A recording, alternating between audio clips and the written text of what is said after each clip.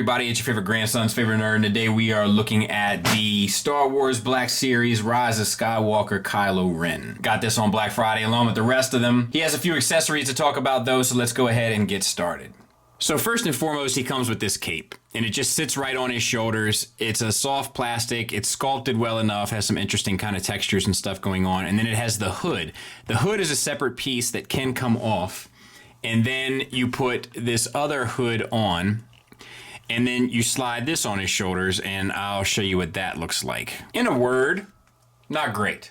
He comes with this kind of standard lightsaber. We have the red translucent, and then the hilt that's painted on, and the red stripe up the hilt in red at the bottom. And he'll hold that just fine.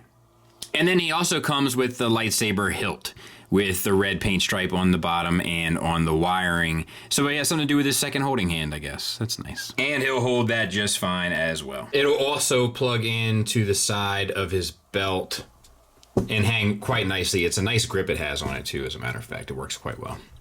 All right, so let's look at the figure.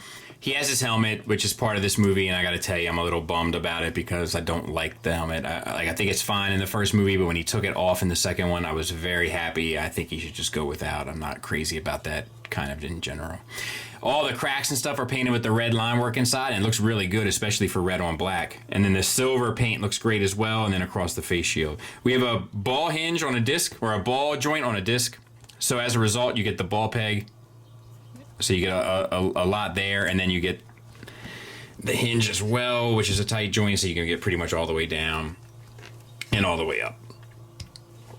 You get disc hinge shoulders, well broken in, and around, I'm guessing this is the same mold, and then we get a single hinge elbow, back and forth for the bicep swivel, wrist swivel, hinge up, down, and this one is hinge up, down as well.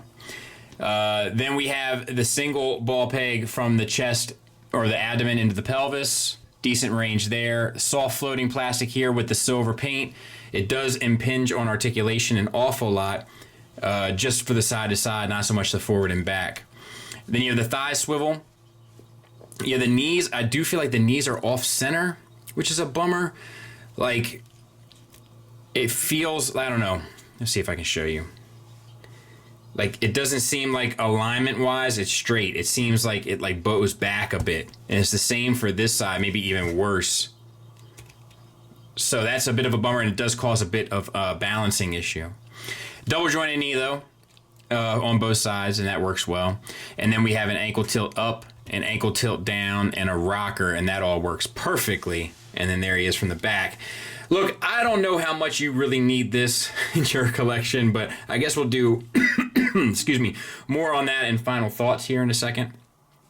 But there's just not a whole lot new here, and aside from the helmet and the cape, I guess. But yeah, I don't know. This one's a hard sale. Size comparison wise, there it is with the Last Jedi one, and as you can see, it's pretty much the same mold. The colors are a bit darker on this one. But I mean, even I looked at these knees are a little off center as well. So yeah, it's just, I don't know, man. It's like just, there's a lot of like reuse of stuff in this wave, and it gets a little frustrating when you're looking at so many of them kind of back to back. The belt even has it's like all the same, man. It's painted differently, the belt symbol there, but other than that, kind of business as usual.